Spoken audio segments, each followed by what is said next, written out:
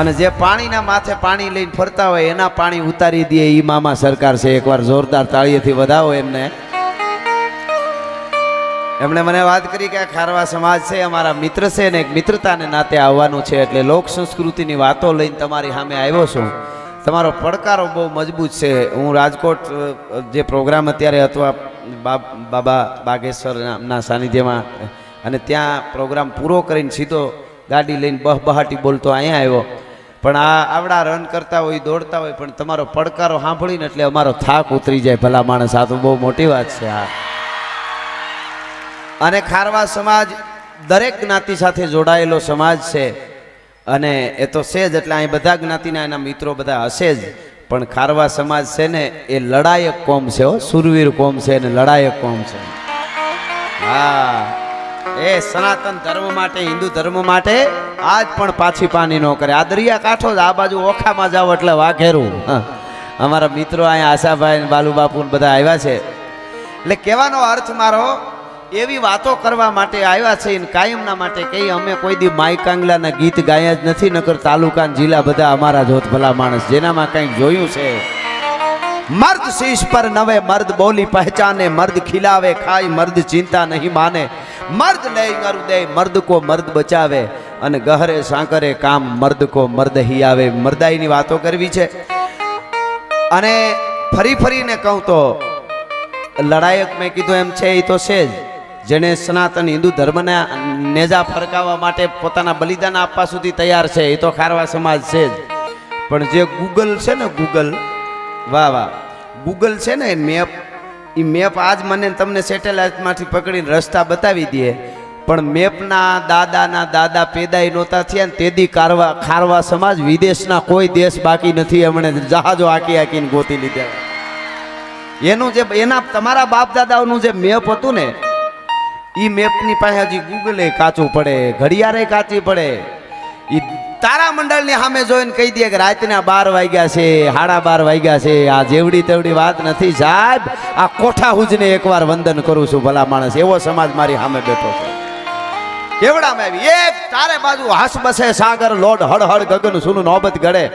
અને હું તો આગળ જતા ગીતોને પણ હું યાદ કરવાનો છું, પણ સાહેબ ભગત બાપુ કહેતા મને થોડી યાદી કરીને પછી મારે દુહાસનથી શરૂઆત કરી કે સખી તો જળ રે રાજાનો જુવાન, એ દરિયા રે એને ખેડવા રે.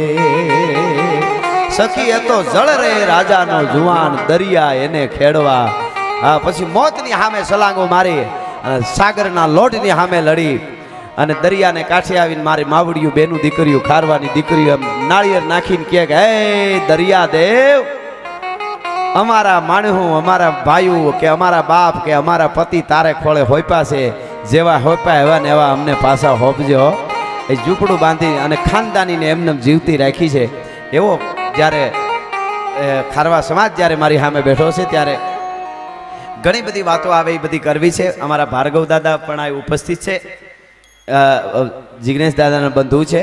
અને આ બધા જ્યારે અહીંયા બેઠા છો, સરકારની ખાસ વિશેષ ઉપસ્થિતિ છે.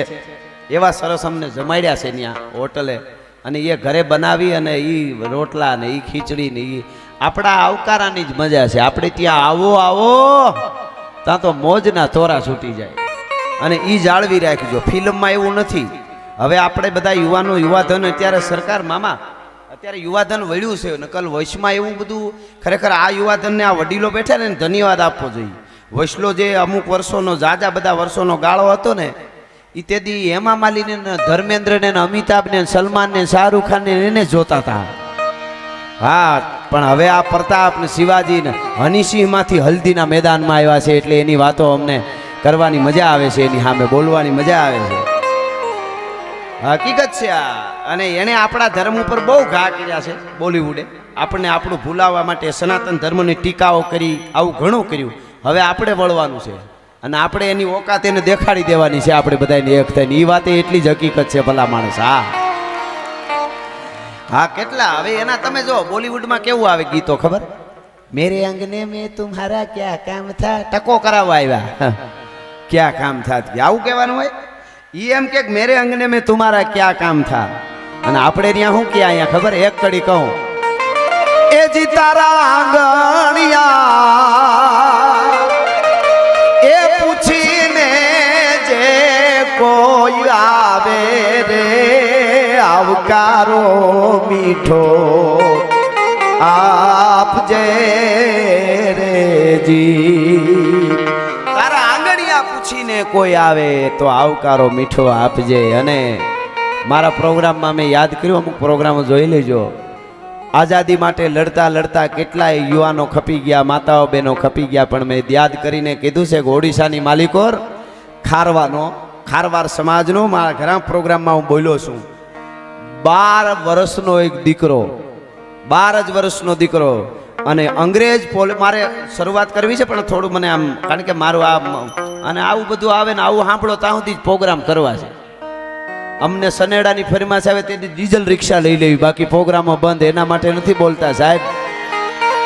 અમારા દેશના મહાપુરુષો આવા છે, અમારા દેશની સતી નારીઓ આવી છે આશાભાઈ, અમારા સુરવીરો આવા છે, એની વાતોના કોથળા ખંભે લઈને ફરીએ છીએ. ભલા માણસ એને એની પાસે જ બેસજો. કોઈ ન મળે દરિયાના કાંઠે એકલા જઈને બેસજો. દરિયાના સંતાન છો, જેવા તેવાની પાસે બેસતા નહીં. ભલા માણસ, આ બહુ મોટી વાત છે. હા હા હા હા, એ ઘૂઘવાટા કરતો હોય ને એની કાંઠે. હા, મને કડી યાદ આવે છે દાદ બાપુની મેઘાણી માટે કીધેલી કે ગાજે સમુદ્રના પાણી અને ઘટો એમ મેઘાણી ગાજે. પણ વાત તમને કરતો તો જ્યારે અંગ્રેજ પોલીસ એક ગામ ઉપર હુમલો કરે, આખું ગામ એક થઈ ગયું, અંગ્રેજોની સામે થયું, અંગ્રેજો ભાગ્યા. બલિદાન કોને કહેવાય? આજે હું તમે માંડવા બાંધી શકતા હોય, રામાપીરનો મંડપ કરી શકતા હોય, અને હિન્દુ તરીકે પછી આમાં કોઈ હિન્દુ સનાતન ધર્મ 18 વરણ આપણા, એને કોઈ હિન્દુ તરીકે મેં ત્યાં હમણાં લાખો માણસ બેઠા હતા ત્યાં રાજકોટ બાબા વાઘેશ્વર એમના સાનિધ્યમાં મેં કીધું ને અહીંયા કહી દઉં, આપણે આટલા હિન્દુઓ 100 કરોડથી વધારે જીવી છીએ અત્યારે, બરોબર?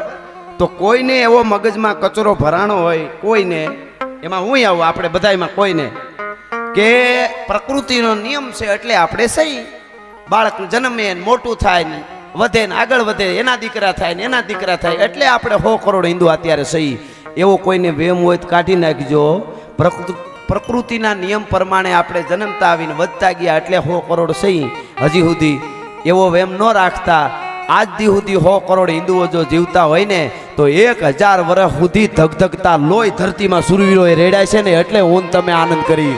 આપણા બાપ દાદાઓએ યુદ્ધો કર્યા છે. હમણાં ભાઈ મને કહેતા હતા કે અમે રાજસ્થાનથી આવેલા છે ખારવાઓ, અને હમીરજી ગોહિલ સોમનાથની સકાતે સીડ્યા તેથી અમારા બાપ દાદાઓ પણ યુદ્ધના મેદાનમાં તલવાર લઈને એની હારે લડ્યા છે. ભલા માણસ, લડવા માટે યુદ્ધના મેદાનમાં ઉતર્યા છે.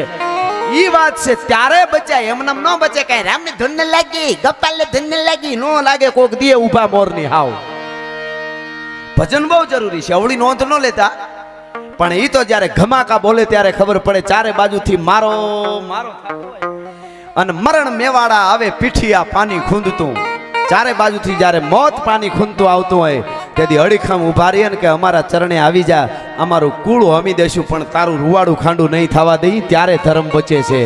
ધર્મ રહેશે તો રહેશે ધરા અને ખપ જાહે ખુરસાણ. વાત તમને એ કરતો હતો કે 12 વર્ષનો ખારવાનો છોકરો છે, એ નાવડાની માલિકોર બેઠેલો, 2-4 બીજા એના મિત્રો એવડા નાના બાળકો હારે, અને એ નાવડાને નાળેથી નદીને કાંઠે બાંધેલું. નદી ધોધ વહેતો તો નદીનો, ઓડિશામાં એ નદીનો, અને એમાં છોકરાઓ બાળકો રમતા હતા, બેઠા હતા. એમાં અંગ્રેજો હળી કાઢીને આવ્યા, વાહે ગામ આખું થયું. હવે નદી પાર ન કરે તો ગામ પોલીસને મારી નાખે, અંગ્રેજ પોલીસને. એટલે ઓલા છોકરાને કીધું, એ છોકરા જલ્દી નાળો છોડો, નાવડાનો નાળો છોડો, અમને જલ્દી બિહારીને સામે કાંઠે પુગાડો. તેથી ખારવાના 12 વર્ષના 10 વર્ષના છોકરાએ હાથમાં પાણા લીધા, અને બાજીરાવ નામનો એક છોકરો 12 વર્ષનો એ મુખ્યાત બન્યો, અને કીધું કે નાવડામાં પગ ન મૂકતા નકર ખોપરા ફાડી નાખશું. હવે ઓલા તો અંગ્રેજો બંદૂકવાળા, આને યાદ કરવા જોઈએ. એમને નથી આપણે અહીંયા બેઠા આનંદ કરતા. એને જો ભૂલી જાય નકરે આધી રટી ખાઈએંગે, દેશ કો બચાઈએંગે, એમ ન બચે કાંઈ. એટલે હું આ વાત કરું છું તમને. ભાગવતના ખોળામાં બેઠા છે ભગવાન કૃષ્ણએ એ જ કીધું, અગ્નિદત્ત વિષદત્ત નર ક્ષેત્રદાર ધનહાર બહુરી બકાર શસ્ત્ર ગહી અવધ વધ છટકાર. અને પાણા લઈને મીડિયા મારવા. હવે ઓલા અંગ્રેજો ઘડી ખામાં થયા એટલે અંગ્રેજોએ ગોળી છોડી. 12 વર્ષના બાજીરાવ નામના ખારવાના છોકરાના છાતીમાં 2 ગોળી મારી 12 વર્ષના છોકરાને, અને તેથી લોહીનો ભભૂકો છૂટ્યો, નાવડા ઉપર ઢળી પડ્યો. પોતાના હાથમાં કાંટો હતો, એનાથી નાવડાનો બાંધ્યું હતું, એ નાળો કાપી નાખ્યો, અને કાપી નાખ્યો એટલે નાવડું વહેતું થઈ ગયું. મરતા મરતા એ ખારવાનો છોકરો બોલ્યો તો કે અંગ્રેજો, દીકરાઓ મરી ગયો પણ મારા નાવડામાં પગ ન મૂકવા દીધો, હું ખારવાનો દીકરો છું. ભલા માણસ, આ પરંપરા છે, એ પરંપરા આ જાળવી રાખશો ને તો હજી તમારા બાપ દાદાઓ, તમારા પૂર્વ સૂર્યો એટલે આપણા પિતૃઓ એ રાજી રહે કે ના ના અમારી પરંપરાને તમે તમારે આનંદ કરો, સારું ગીત આવે ને નાચી લ્યો, મોજ કરો, એનો કોઈ વાંધો નહીં, પણ મારી પરંપરા કઈ છે માવડીઓ નહીં કહું. ફ્રી થાવ તો તમારા બાપ દાદાની જૂની એકાદી વાર્તા કાયમ તમારા બાળકોને કહેજો, તમારા બાળકોને સારા જૂના ગીતો સમજાવજો. અનુપમા ઓછી જોવાય તો કાંઈ વાંધો નહીં, જરાય દુઃખી નથી, તમને એવું લાગે છે કે દુઃખી છે. મને ગામડામાં તો બહુ ખબર નહીં, પણ હેરમાં તો પતિને ખાવા નથી દેતા. બોલો, એકચ્યુઅલી અનુપમા ચાલે છે, સાનું મુના બેસો પછી ખાઈ લેજો, પણ ઓલો અનુપમા હુકાઈ ગયો હાવ, એનું શું? આ હકીકત છે. અને વધારે થાય તો માફ કરજો, પણ ચારણ તરીકે આવ્યો એટલે રહેવાય નહીં, એટલે કહી દઉં, સિરિયલનું નામ હોય પવિત્ર રિશ્તા, અને કોના રૂમમાંથી કોણ નીકળે એ નક્કી જ ન હોય. ભલા માણસ તોય 1700 એપિસોડ જોવામાં આવે છે. તમે વિચાર તો કરો, એમાંથી આ મસાલું લઈને અમે નીકળ્યા છીએ. રામકથા કરતા હોય તો કથાકાર ભલે આવા ભાગવત દાદા જેવા કરતા હોય, તમે શું આમનું મૂળ શું સૂકી શકો? તમે એક એક શ્લોકનું મૂળ નો સૂકી કહો સાહેબ, સારું લગાડવા નથી કહેતો. આ બહુ જરૂરી છે, એ નહીં ભૂલી એટલે બધું સારું છે. હવે તો ઘણું વેળ્યું છે, અને ઘણા આજથી 15-20 વર્ષ પહેલા કોઈ ગુનેગાર ગુનો કરી જાય આપણો હિન્દુ હોય, અને તિલક કરેલું હોય ને તો ત્યાં પોલીસવાળા ભૂહાવી નાખતા હતા. એ કે કાં તો જજ સાહેબ ખીજાય, કાં તો કે ઈ કે તિલક કરેલો હોય એને ગુંડો કહેવાય. અરે તમારી પનોતી બેહે તમારી, અમારા સનાતન ધર્મના ટીલા હોય ને તમે ગુંડા કયો છો? કારણ કે ફિલ્મોમાં એવા જ ચિત્ર્યા હતા. તમે જોજો, મોટું ટીલું સનાતનનું તાણેલો હોય ને, કોઈ પૂંજારી હોય ને, કોઈ ભૂદેવ બ્રાહ્મણ હોય ને, એને ભૂંડા, અને ઓલો ઘોઘો રહેતો હોય ખૂણામાં, એને ખાનદાનનો દીકરો બતાવ્યો છે. આટલું આપણા ઉપર કરવામાં આવ્યું છે. પણ હવે જાગ્યા ત્યાંથી સવાર, એ વાત હકીકત છે. અને આપણે જો કોઈને બાંધવું નથી, કોઈને મારવું નથી, કોઈને કાંઈ આપણે કરવું નથી, આપણે બધાને ભેળા હપીને રહેવાનું, ભારતની સુપર પાવર બનાવો. કોઈ હિન્દુ, મુસ્લિમ, શીખ, ઈસાઈ એક કરી અને ભારતને સુપર પાવર બનાવવાનો છે. કોઈ યારે આપણે બાંધવું નથી. પણ અહીંયા જેને અહક થાય, અમીર ખાન એમ કહેતો હોય કે મેરી પત્ની યહાં સેફ નહીં હે, તો પાકિસ્તાન ભેળું થા ગુગલું, અહીંયા હું ડાયટો છે. એ તો હકીકત વાત છે કે નહીં? એટલે કોઈ બાંધવાની વાત જ નથી બિલકુલ. ને આપણે બધા એક થઈ જાય ને તો ટૂંકમાં કહું તો કોના બાપની ત્રેવડ છે કે આના ઉપર ઘા કરી શકે? ભલા માણસ, એક તો જુઓ તમે, પણ એક થવું બહુ જરૂરી.